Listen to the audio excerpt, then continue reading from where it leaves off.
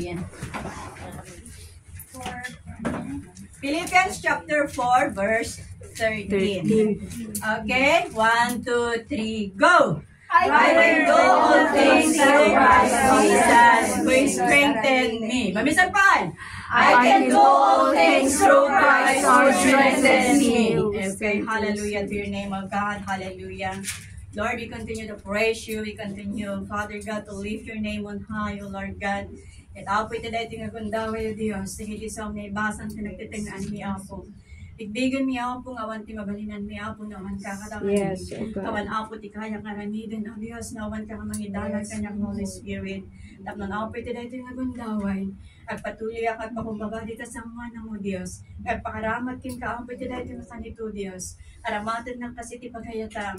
At apo saan ka din at ikinakapoy ko ti makita dagi ti nakakabsad o Diyos. Ngam apo ti kinataktal ni mga Diyos ti makita da. Ti agrema kat tunggal may sa kada kami apo. Binisyonam ti lapayag tunggal may sa kada kami ngagdengag karagi ti saom. Kat apo Diyos ti giti na saom ng mga ganmi apo. Dawati nga ti Espiritu Santo kadi apo ti agtuloy o Diyos. Ngagtrabaho ti kang ganda giti puso mi apo. Saan ka pa yung nalpas kada kami apo Diyos. Kat apo makikada ka kada kami. Tamang dagiti na song, ket udto na kani pay anay ibiyag mi. Maawatan mi ti mensahe apo. Ket apo ko kam amin apo ti dayo glory kin panagyaman.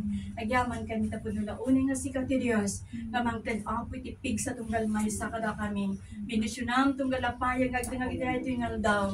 Binisyonam tunggal presensya apo Dios nga nagtagdagit sang wanam ti daytoy magundaway apo. Sa kapsang sang kamay sana kami Dios nga bindisyonan apo ti daytoy ngal daw. Ket apo dagiti nga song at kami nga si papakumbaba nga manghawat ang mga santuan. Nagyaman kami, tinikin ka ti aming hadaya, glory kin panagyaman, itinaga na susinawat ko ang dagitoy. Amen.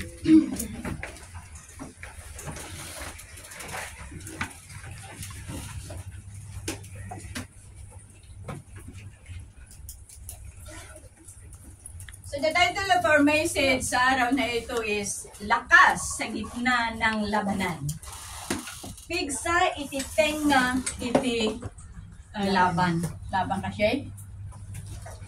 Pigsa iti tenga dagiti struggles iti biyag tayo kakabsat. So manipod iti dahil nga versikulo kakabsat.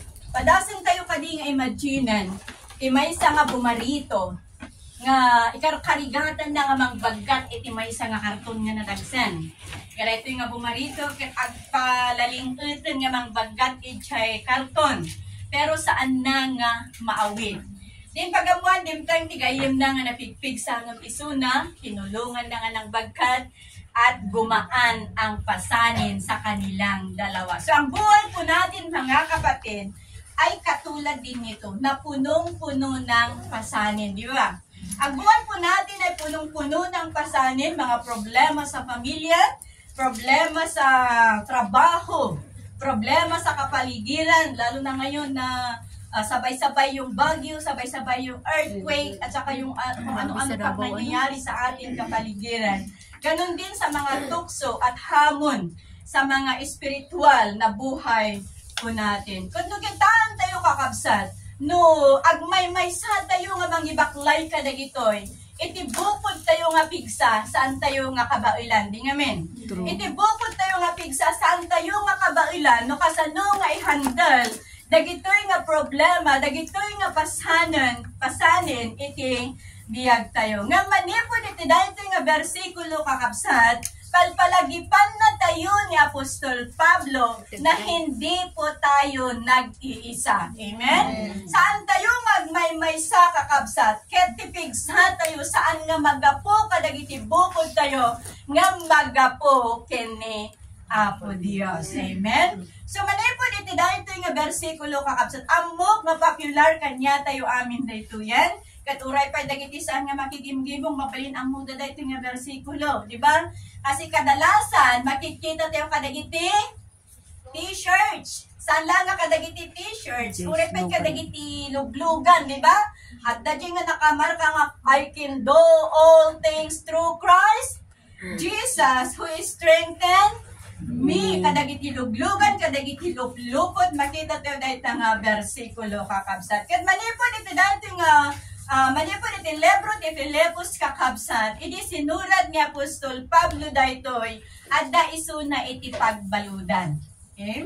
Ni Apostol Pablo, iti sinurat na daytoy nga passage kakabsat, adda isuna iti pagbaludan. Iti tiyempo nga, iti biyag tayo met kakabsat, adda tiyempo nga kinukot din natin ang verse na ito, di ba? Yes. Lalo na kapag tayo ay dumadaan sa mga iba't ibang pinagdadaanan. No, adda dagiti problema tayo kadalasan kinukot natin ang verse na ito, which is good dahil we acknowledge na aklunan tayo, aminan tayo nga sa awan ti kabailan tayo, no, awan ti pigsa ni Apo Dios nga ipay na kada tayo. So iti sinurat ni Apostol Pablo daytoy kakabsat, unang itayon nga da iso na iti pagbaludan. Katkabayatan nga da iso na iti pagbaludan, ado nga rigat ti linakam na. Adda kadta nga nabisinan, adda kadta nga rigat, adda kadta nga kung mairuruman kasyay kakabsat. Kan nga hindi naging madali ang buhay ni Apostle Paul sa loob ng bilangguan. Pero makita natin dito, ngunit very confident siya na nga nangibaga na lahat ng bagay ay kaya kong gawin. Dahil andyan si Jesucristo na nagpapalakas sa kanya. Kaya ito yung aldaw kakabsat, manipod ito yung verse, nga short verse, pero datalo nga banag nga makita tayo dito, nga tumulong kada tayo, iti tiyempo nga umay kada tayo, iti panagkapoy, iti tiyempo nga maadan tayo iti rigat, iti tiyempo nga glakam tayo kadigiti, nagdudumang karit iti biyag. Umuna nga makita tayo dito kakabsat, the possibility of our strength. No, ije binasa tayo, the possibility of our strength. Ije binasa tayo, anya je kunana je muna nga pasat, I can do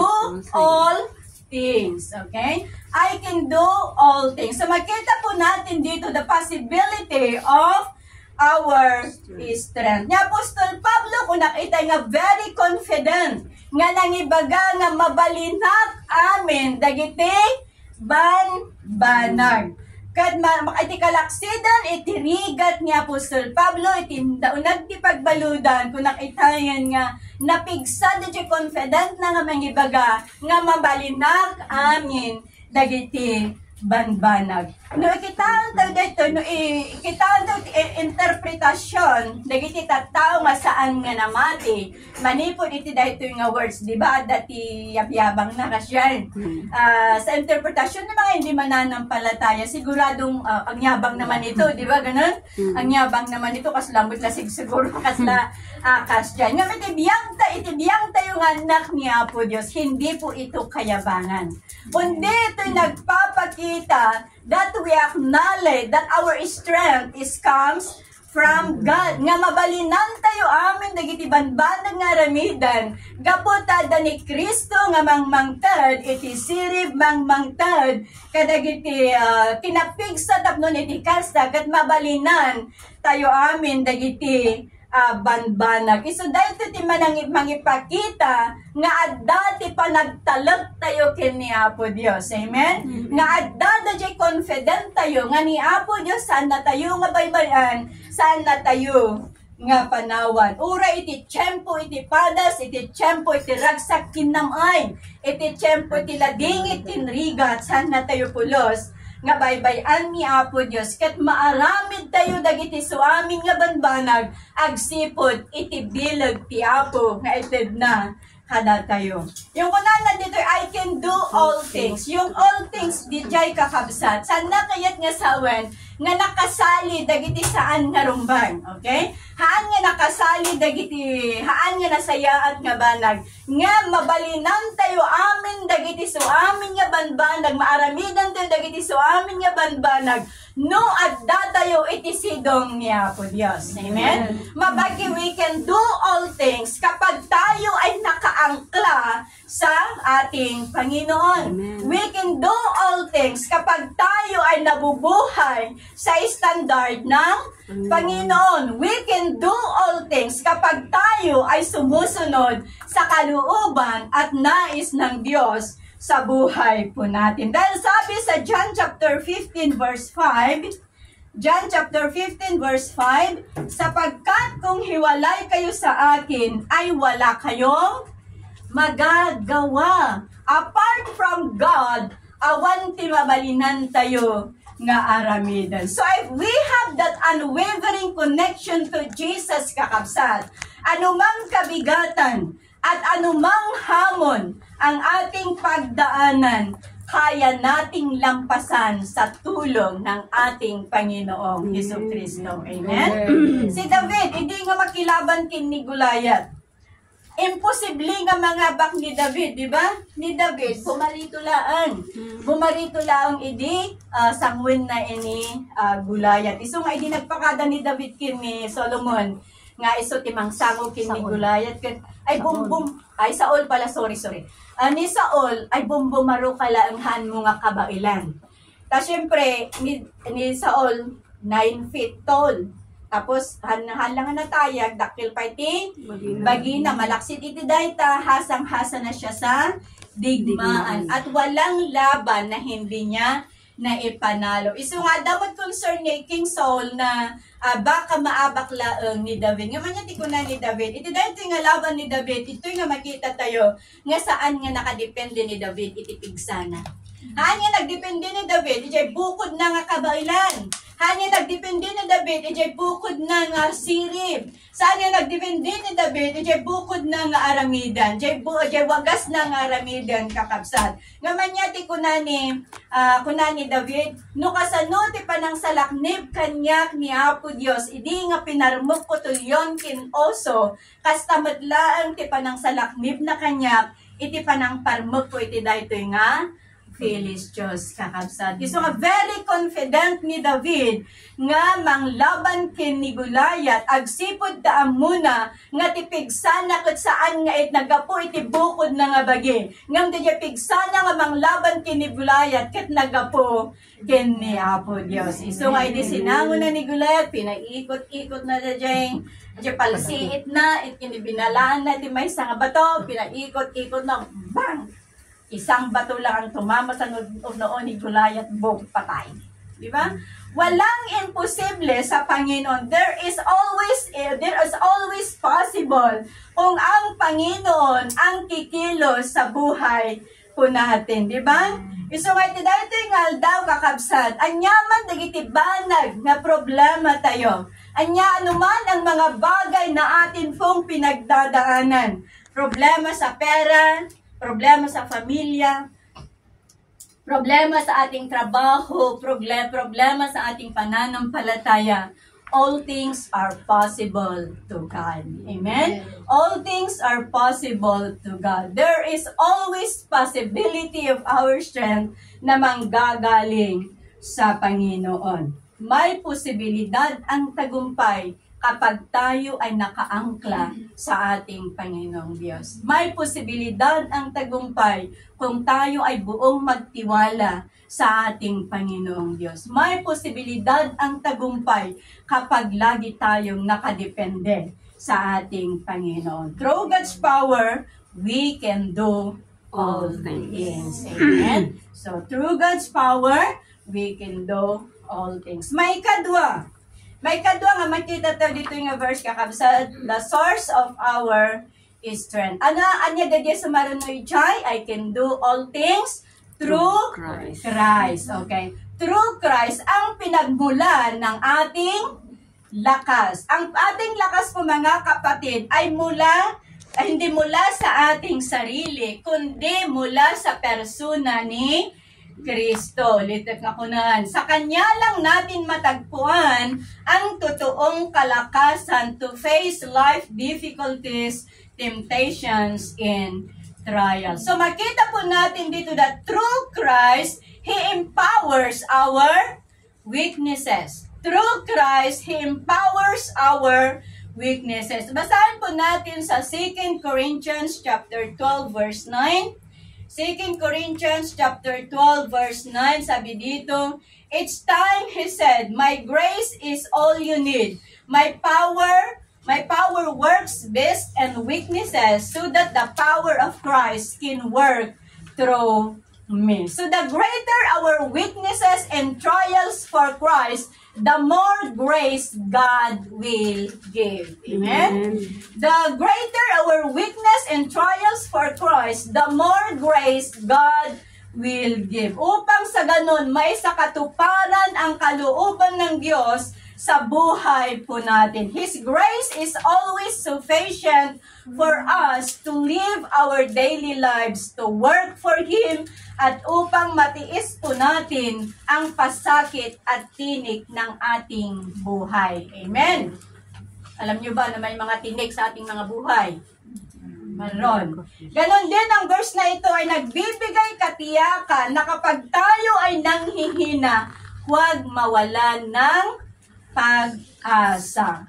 Knowing that Jesus Christ is our living hope. Siya lang ang tangi po nating buhay na pag-asa sa lahat po ng aspeto ng ating mga buhay. And His power is always available to help us. So our weakness is not disqualification, sabi dito, but it is an invitation for God is strength. Kapag inaamin po natin na tayo'y mahina, kaya hindi masama ang pag-amin na tayo'y mahina. Kaya nagpapasalamat ako sa nagsasabi na ako'y mahinang pastor. Na habang sinasabi nila na ako'y mahinang pastor, the more I rely on God.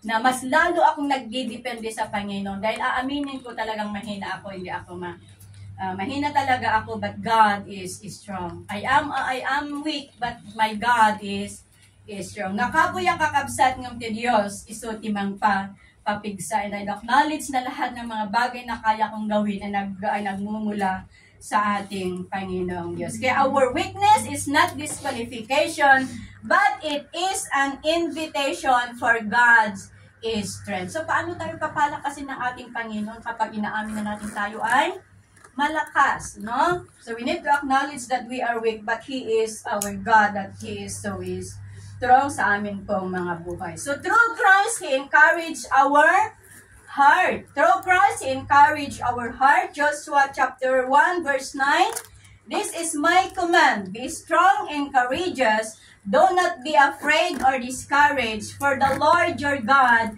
is with you wherever you go." So, ang verse na ito, mga kapatid, ay nag-i-encourage po sa atin upang tayo'y patuloy na magtiwala sa presensya at kapangyarihan ng ating Panginoong Diyos. Na hindi niya tayo kayang pabayaan, hindi niya tayo kayang iwanan, hindi niya tayo kayang iwanan sa panahon ng magandang sitwasyon, ganun din sa hindi magandang sitwasyon. So in good times, in bad times, kakabsat, God is always with us. Amen?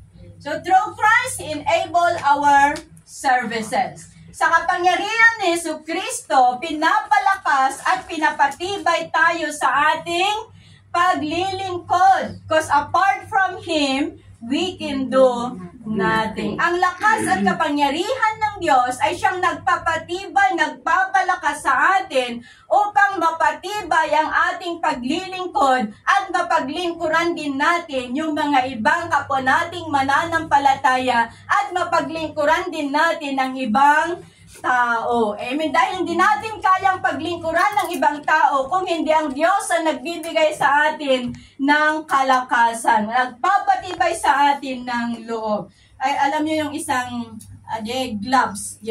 Supot Tiima. J. Gloves nga supot Tiima. J. Gloves nga supot Tiima. Nung haan nga maisaglag J. Ima, adabat adang ata serbina. Awan. Kasi haan nga makagunay J. Gloves nga isun na di ngamin. Haan nga makagunay J. Gloves nga isun na adala nga iso J. Gloves dita. Nga awan timang pidot nga ipasok J. Ima. Haan nga makang trabaho. Awan iti serbina. Ngam, no inalam DJ Gloves, kat inpasok mo DJ Imam.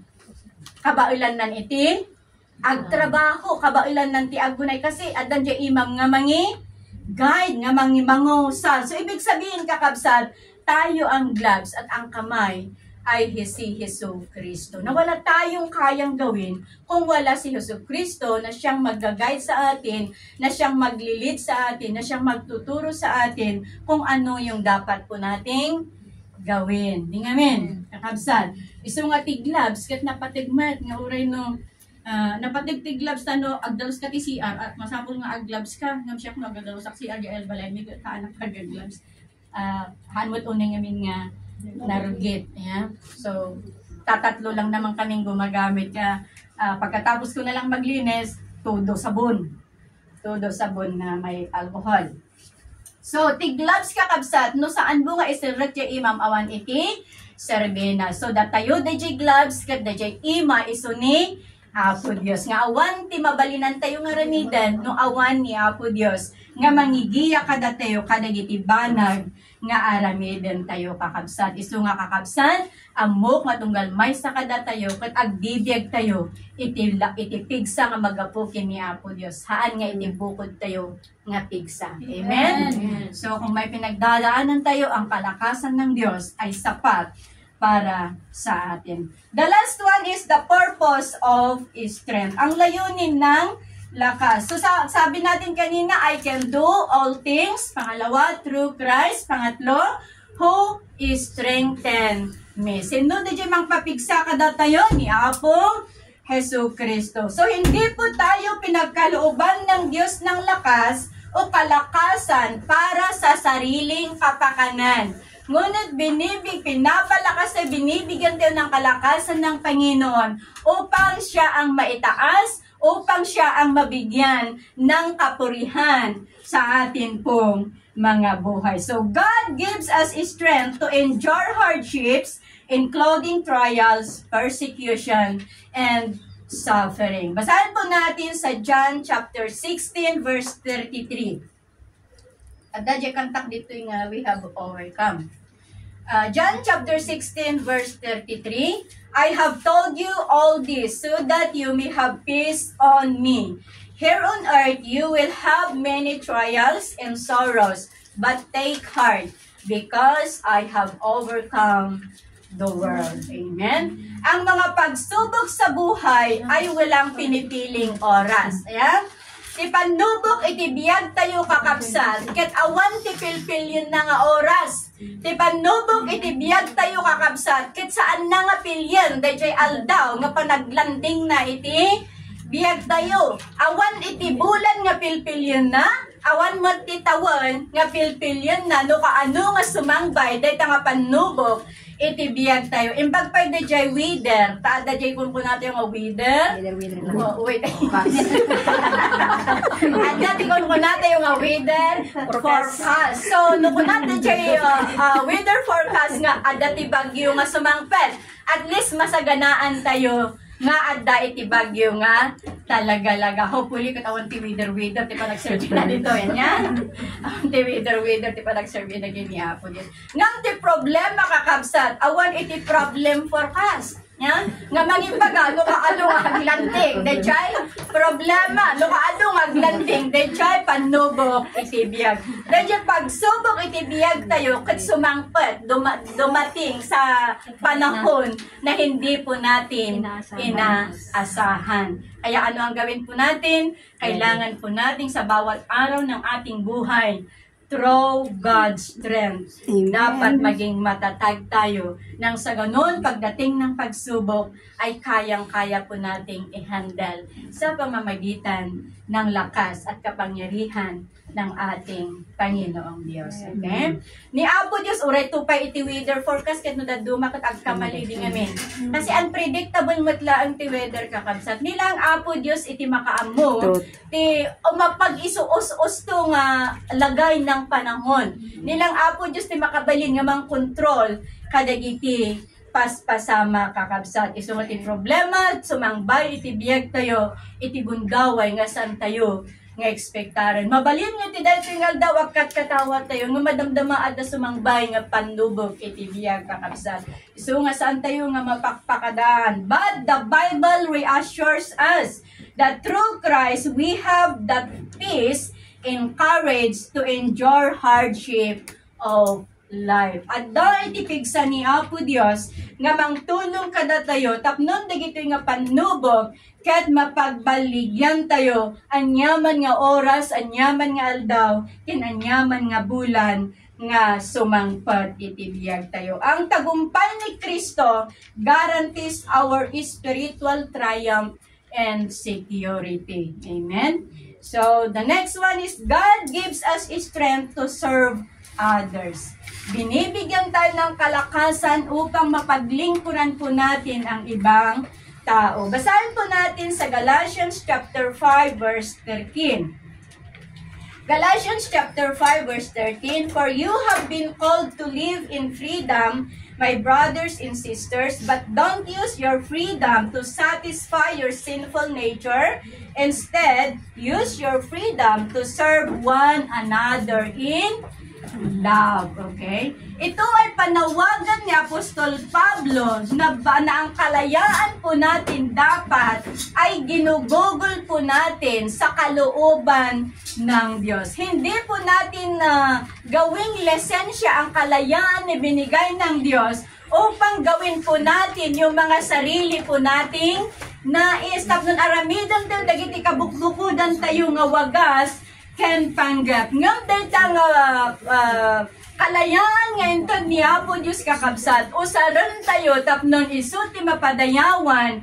Iti biyag, iti tunggal maysa. Kat usaran tayo tapnon surutan tayo. Dajay wagas niya po Diyos. Dajay banal nga kayat niya po Diyos. Iti biyag tayo. Tati maysa nga Kristiyano, ginagamit ang kalayaan na isang oportunidad at pribilehyo na mahalin at paglingkuran ang iba. Hindi po tayo binigyan ng Diyos ng kalayaan upang tadyakan po natin yung ating kapwa ng palataya. Ngunit ginigyan tayo ng Diyos ng kalayaan upang mahalin po natin sila, upang paglingkuran po natin sila. So we have been set free by God not to do whatever we please, but to actively love, help, and support our fellow believers and to all people. Kaya DJ kalayaan.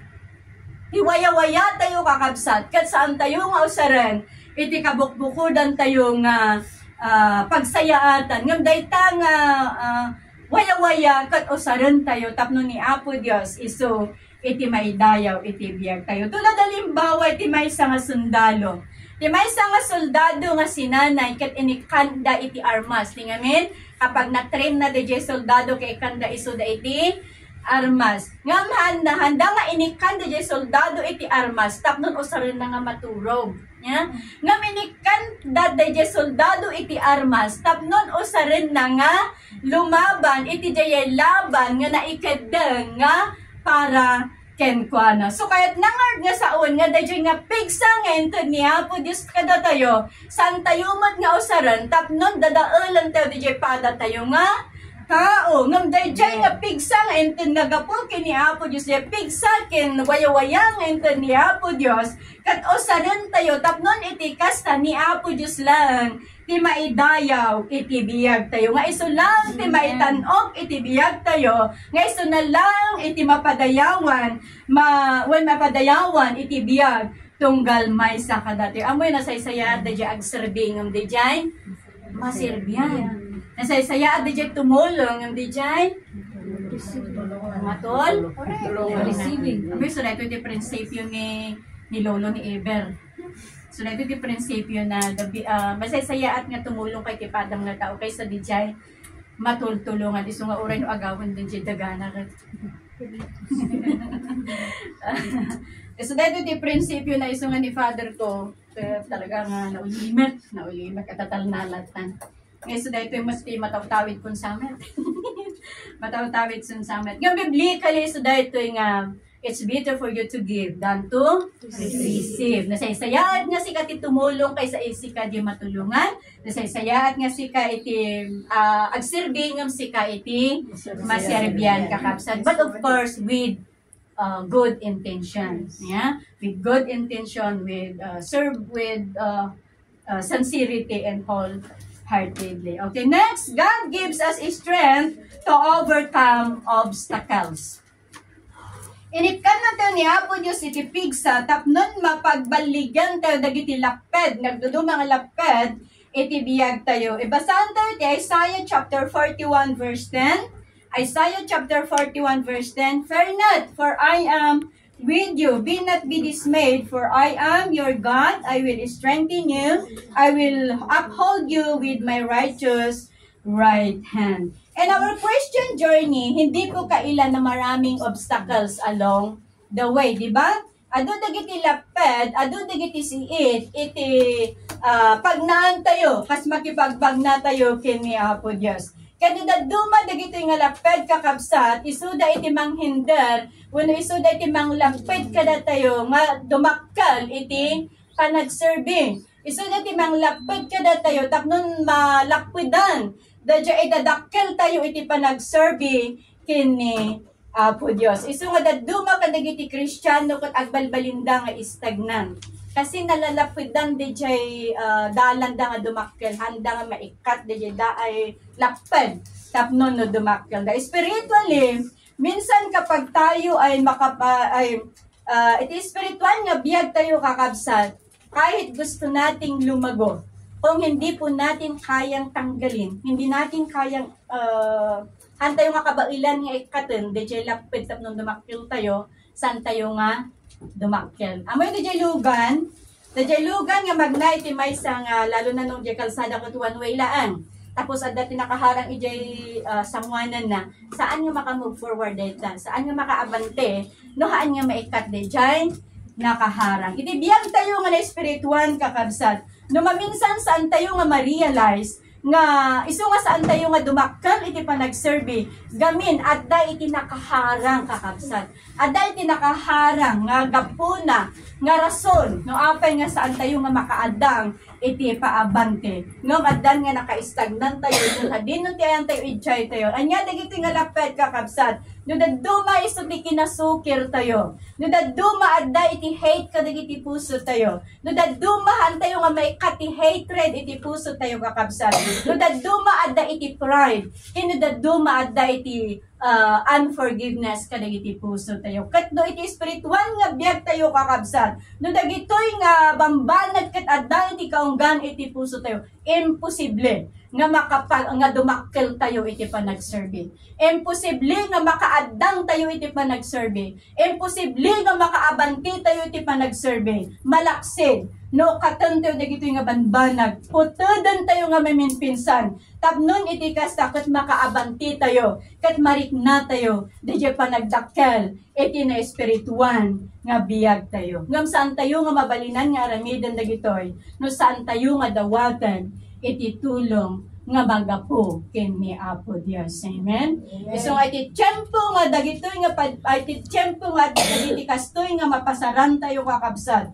Ti karin ni Apo Dios. Adda isuna nga sidadaan nga mangpapigsa kada tayo. Adda isuna nga mangpatibker kada tayo. Tapnon anyaman dagiti laped. Anyaman dagiti obstacles iti masangwanan tayo. Kabailan tayo nga ikaten. Kat makapag-move forward tayo, iti panagserve ken ni Apo Dios. Nang runa kadigituyin nga panawan. Saan nga panawan ti panagkikepoy, iti panagserve ken ni Apo Dios. Ngam panawanan tapnon tunggal may sakit umilig tayo.